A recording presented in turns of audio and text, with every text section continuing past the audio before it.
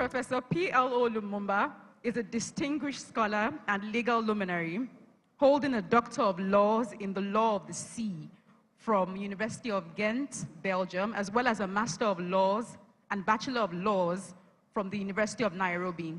He has received honorary Doctor of Letters degrees from the University of Cape Coast, Ghana, and a Doctor of Science degree from Bells University of Technology here in Nigeria.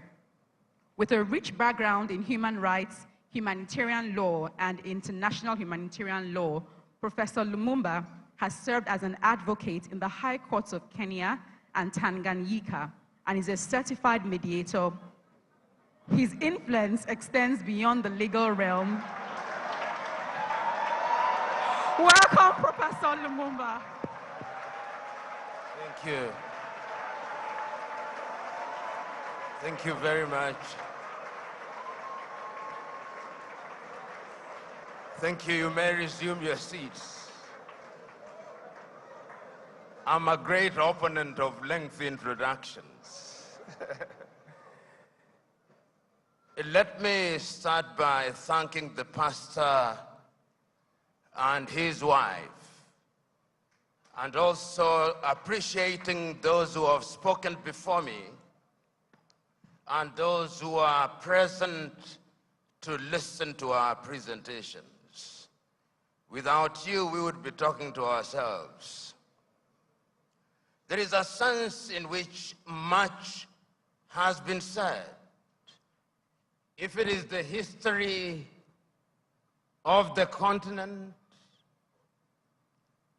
slavery that has been mentioned, if it is colonization that has been spoken to, if it is neo-colonization that has been spoken to, if it is in describing the continent of Africa as having been divided so very arbitrarily in Berlin in 1884 and 1885, that has been spoken to.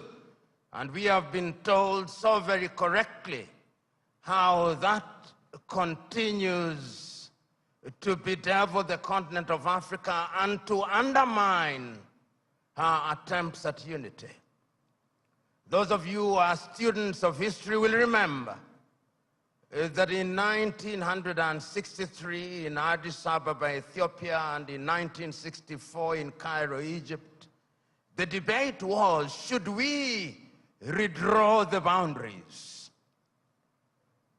It was agreed by the founding fathers then that that would be an exercise in fueling conflict, and that if we were moving towards unity, then redrawing boundaries was unnecessary. The OAU was, of course, founded in 1963, a weak organization which, as it were, introduced the concept of inviolability of boundaries and placed emphasis on sovereignty. We have been told that that could very well be the reason why Africa's growth has been stunted. There are those, and there's them who has told us so very effectively that upon consultation with the gods, he has been told very useful things, and the gods are right in the revelation that they have made.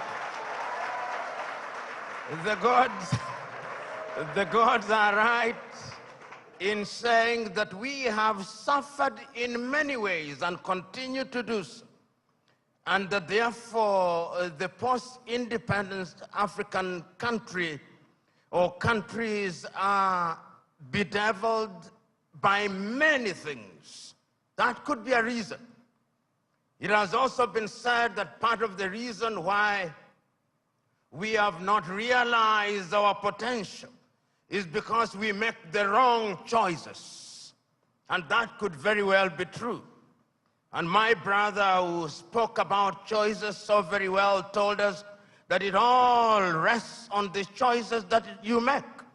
And you who are Christians will remember that at critical moments, even in the Christian tradition, it has always been a question of choices. If you read the book of 1 Kings at chapter 18, when there is conflict in that little place called Israel, Elijah summons them and says, choose you now. If Baal is God, bring the 450 disciples of Baal and the 400 of Asherah who dined with Jezebel. And if God is God, let him be worshipped. If Baal is Baal, let him be worshipped. Perhaps that is the reason why we are where we are. We never make the right choices. We choose Baal when we should be choosing God. There are those who have said possibly, and you see this choice if you read the book of Joshua chapter 24, when he calls the Israelites and tells them, choose you now. Do you want to worship the gods whom your ancestors worshipped before they crossed the river, or the gods of the Amorites in whose land you dwell? As for me and my house, we shall serve the Lord. Perhaps we are not serving the gods, and that the gods are angry. And in the anger, they continue to visit pain upon us. So there is a sense in which all and many things have been talked about. But Africa sometimes judges ourselves very harshly and with a jaundiced sense of history. The post-colonial African state, the oldest post-colonial African state is Ghana, 66 years only. Nigeria, 63 years only. And we often forget these very important and immortal words of John Henry Clark when he said that all African countries, upon regaining independence, started to conduct their affairs on the basis of systems of governments that were borrowed from Europe, and that none of them will ever succeed on the basis of borrowed systems. And as if he were a Jewish prophet, he is being proven right on a daily basis. Because whenever we in the African countries think that we have identified the problem and that we have identified the antidote, when we apply the antidote, new wounds appear. That has been the state of Africa, and that continues to be our state. And therefore, when we judge Africa, we must ask ourselves, from whose lens are we judging Africa? When in 1965, the Osagyefo Kwame Nkrumah wrote the book, Neo-Colonialism, the Last Stage of Imperialism, and the Most Dangerous, he was right, and he was overthrown for it, because the colonizer left but never left. And if you have any doubt, see what is happening in Niger, in Guinea, in Burkina Faso, in Mali. They are alive and well. And Africa remains the only continent in the world that is still referred to as Francophone, Anglophone, Lusophone, and now we are beginning to even call it Russophone and Sinophone and Indophone.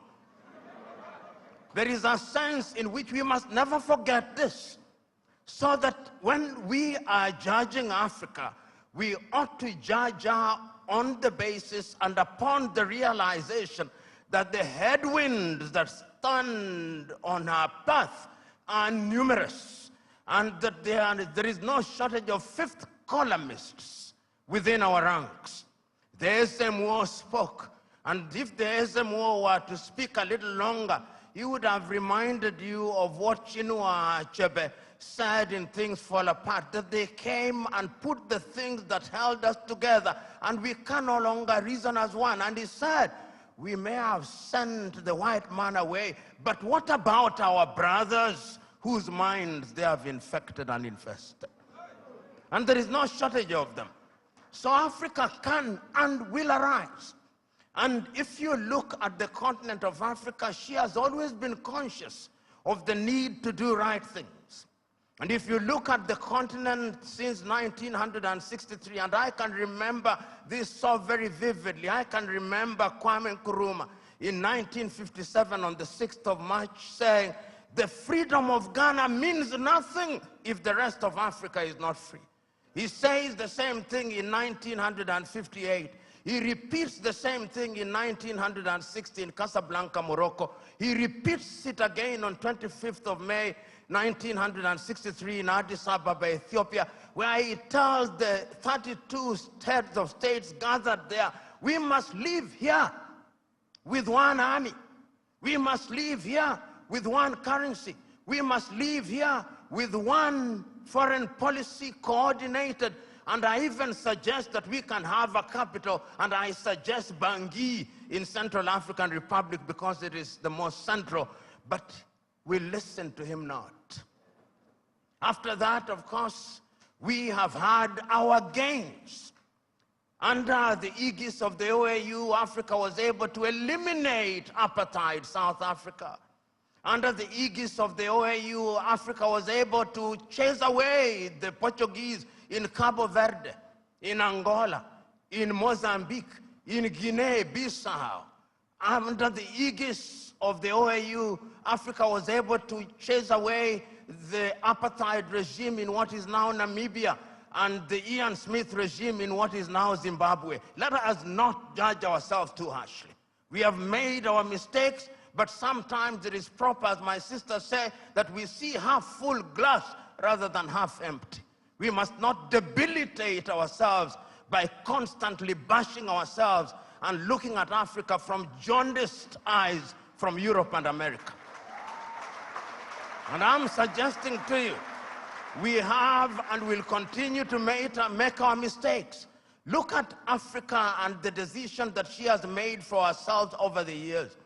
As early as 1980, Africans sitting here in Lagos, Nigeria, came up with the Lagos Plan of Action.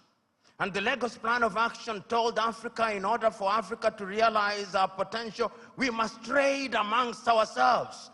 But the neo-colonizer was not resting. A little earlier, 5 years earlier, the neo-colonizers had sat down in Lomé, in Togo, not too far from here, and came up with an agreement of African and European and Pacific countries.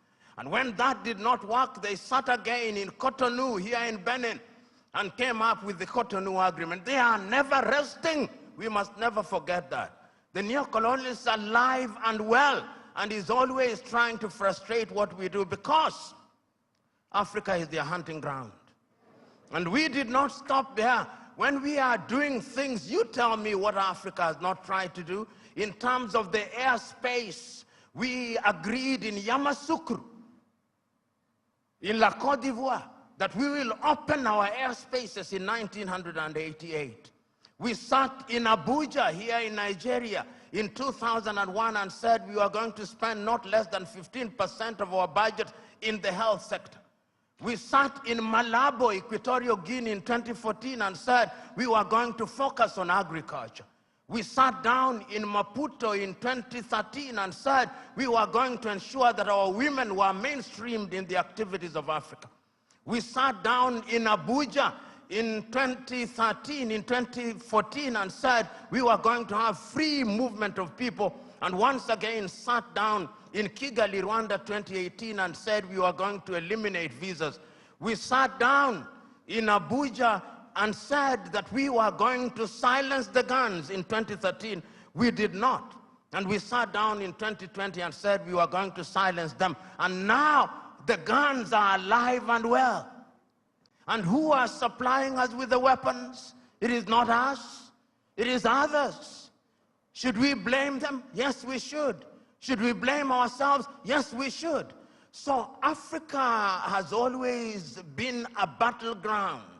And the rhetoric that we see and the manner in which we ourselves are educated. My sister talked about education. But really, what are we teaching ourselves? It is fella Nicola Pokuti said, "Teacher, don't teach me nonsense."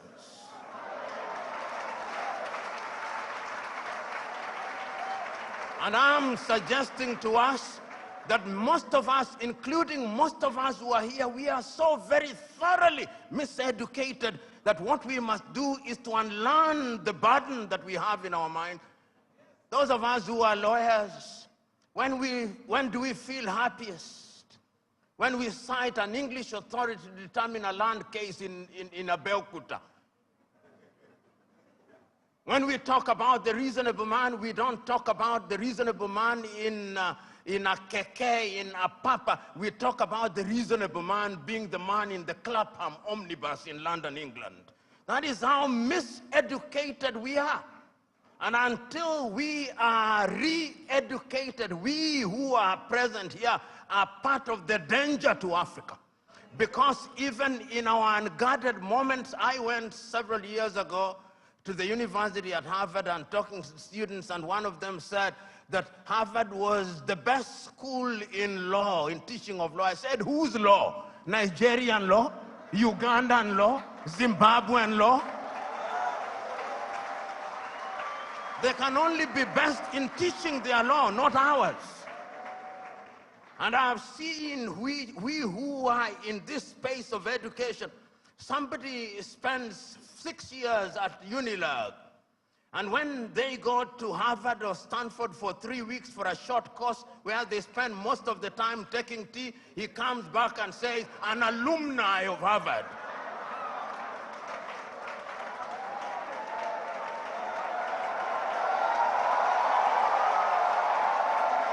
So the time is now. The time is now to begin re-educating ourselves. The time is now to exercise the ghost of low self-esteem. You know, Africa has many things. We have talked about our mineral resources. We've talked about our arable land. We have talked about many things, but from where I sit, the greatest African resource is the human resource. You know, Africa has been so wronged by other civilizations. We were the enablers of the first industrial revolution. When our ancestors were taken to work in the farms in Europe, we enabled that revolution. Right now, we are enabling the fourth industrial revolution and the fifth industrial revolution. That is why they have talent visas, because they are taking our talent. If it is not nurses, it is our IT gurus. If it is not our IT gurus, it is our engineers.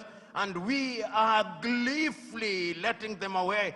I see our heads of state saying, we have signed a contract to take our workers to Saudi Arabia, modern day slavery. And you know, just this morning, my wife sent me a proverb from Turkey that when you elect a clown and you think that he will be a king, what he does is to convert the kingdom into a circus. And I am suggesting to us that that is part of the African problem, because it starts with political hygiene. Most of Africa is suffering because we do not have democracies. We have kakistocracies. And kakistocracies are governments by our very worst. This is what we must deal with, and this is what we must say. Who do we elect into our public offices? Because, as I've said before, when you allow hyenas to take care of goats, why should you be surprised when the goats are eaten? This is the same. And Africa is only going to realize our potential in all areas when, by dint of choice, we enable and allow our best men and women to serve in different areas. I've heard it being said about Lee Kuan Yew in Singapore. I've heard it being suggested about Mahathir Mohamad in Malaysia. I've heard it being said about Japan. I've heard it being said about other countries. But there was a conscious decision on the part of those individuals and the followership. We always talk about leaders, but we never talk about the followers. The followers must also style up. Africans on average are for some reason attracted to thieves. Africans are for some reason attracted to men and women who cannot serve her. And when they are not served, then they complain. When Africans are told, choose you now whom we shall release, Jesus of Nazareth or Barabbas, they say, release Barabbas. And when Barabbas behaves like Barabbas, they say, why are you not behaving like Christ? It cannot be done. And this is what we must do. And I am submitting to us that it can be done and it should be done. I know a number of African countries, and I travel this continent sufficiently to know that there are African countries that are doing well. They are trying. There is no nation without trials and tribulation. We are fond of talking about the United States of America as an exemplar of that which is good and bad.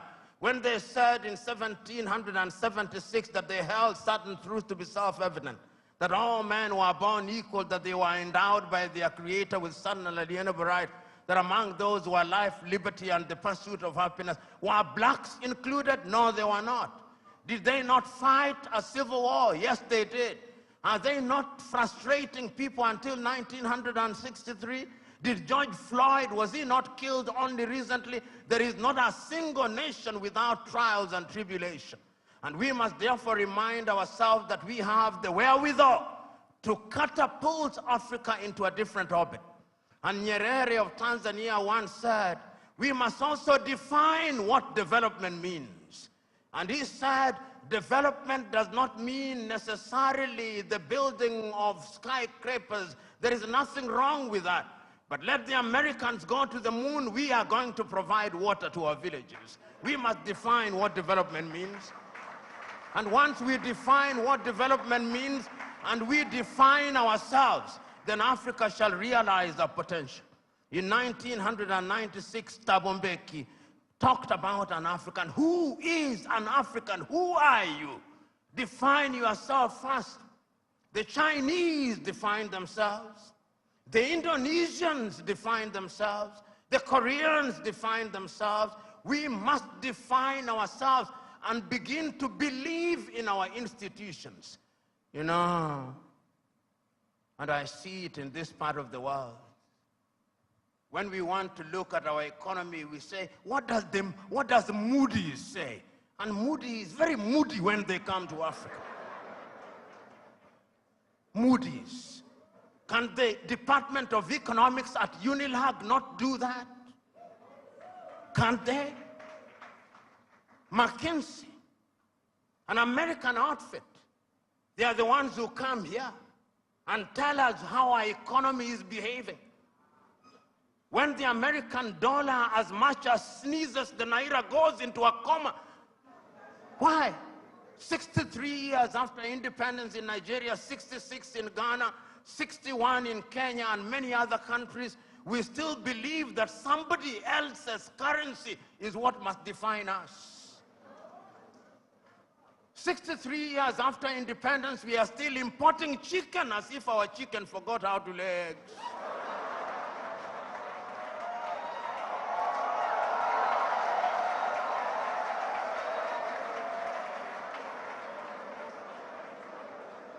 The time is now for Africa to ask fundamental questions. Because if you ask the wrong questions, you'll get the wrong answers. And I'm suggesting to us that Africa is already asking those questions. You know, in the year 2013, African heads of states and government sat in Addis Ababa, Ethiopia. That was during the chairmanship of South Africa's Nkosazana and Dlamini Zuma. And they decided that we can no longer continue to live in this muck and mire. Africa must know progress.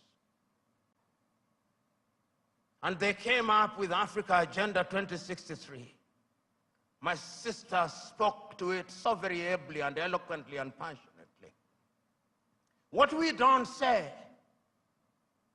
is that during that week, Nkosazana and Dlamini Zuma wrote an apology letter to Kwame Nkrumah, telling Kwame, we apologize. What we are doing now, you saw in 1963. A house divided against itself cannot stand. Now we are living through Africa Agenda 2063. We are living through the Sustainable Development Goals. And I'm not a Jewish prophet nor related to one.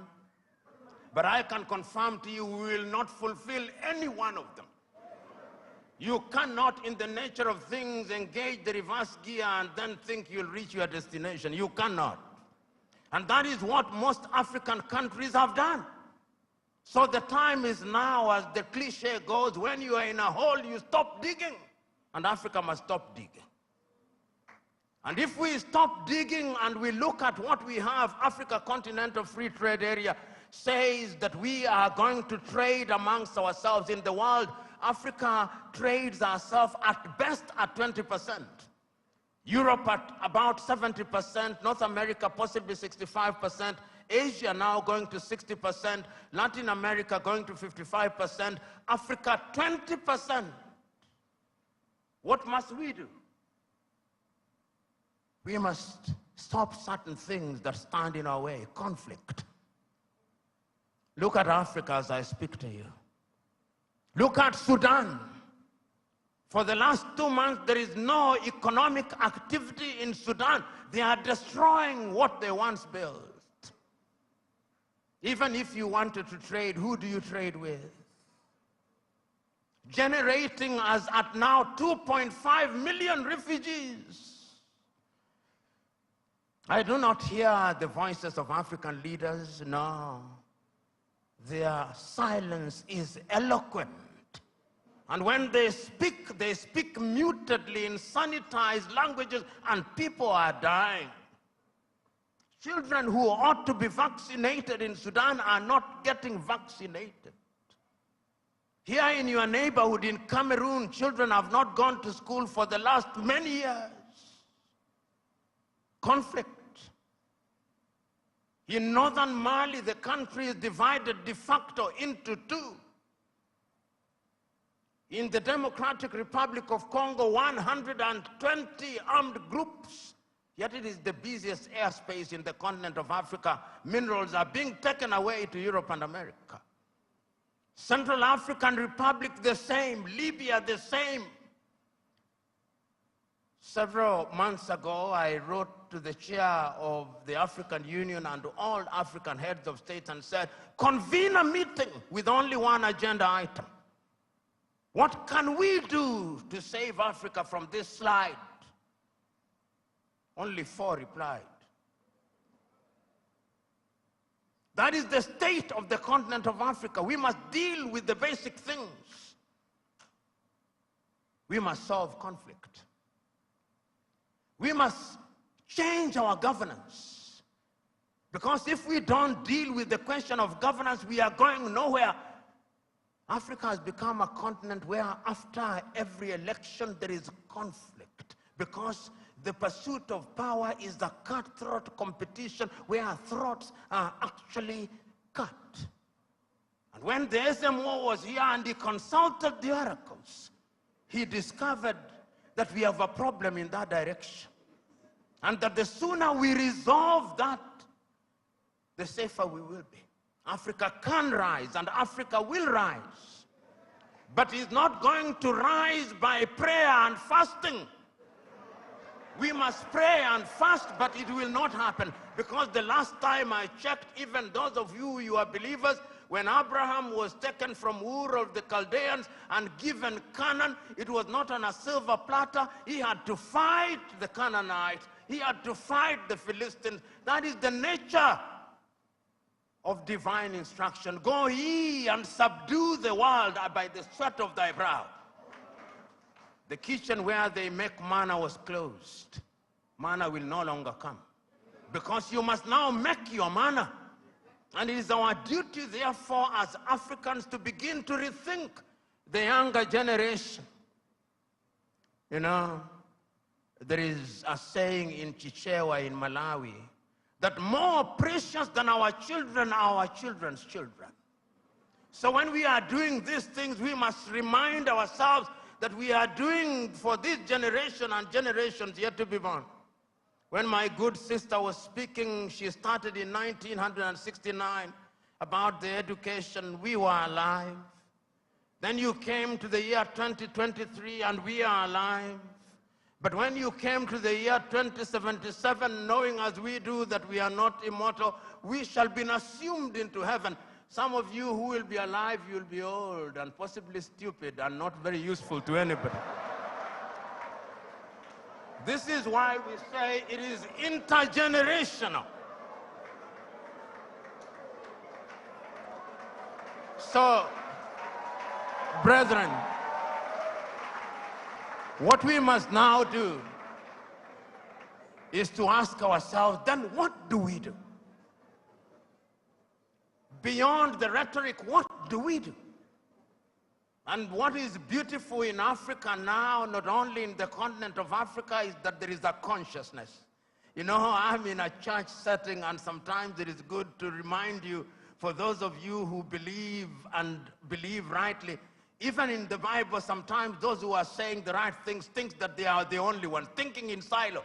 You remember Elijah going and saying, but Lord, I'm the only one who has not bowed to Baal. He was told, no, there are 7,000 others. And as I travel across Africa, there are 7,000 others. Today I've seen many of them. Today I've had the honor and privilege of listening to many of them. One enlightened more than the other. One more passionate than the other, talking about what we can do. And talking about the place of Nigeria in that space. Times without number have talked about Nigeria and reminded Nigerians that the day you become great, that is the day Africa becomes great. When I hear in Nigeria, economists and politicians telling me that the GDP of Nigeria is 500 billion United States dollars, and that therefore it is the biggest economy in the world, I am reminded of the words of Yoweri Kaguta Museveni, my friend, when he says, in a debate between dwarfs, what is the value of one dwarf saying, I'm taller than the other dwarfs?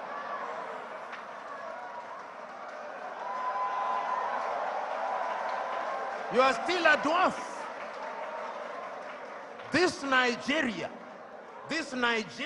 is capable in 5 years of becoming a 3 trillion GDP economy.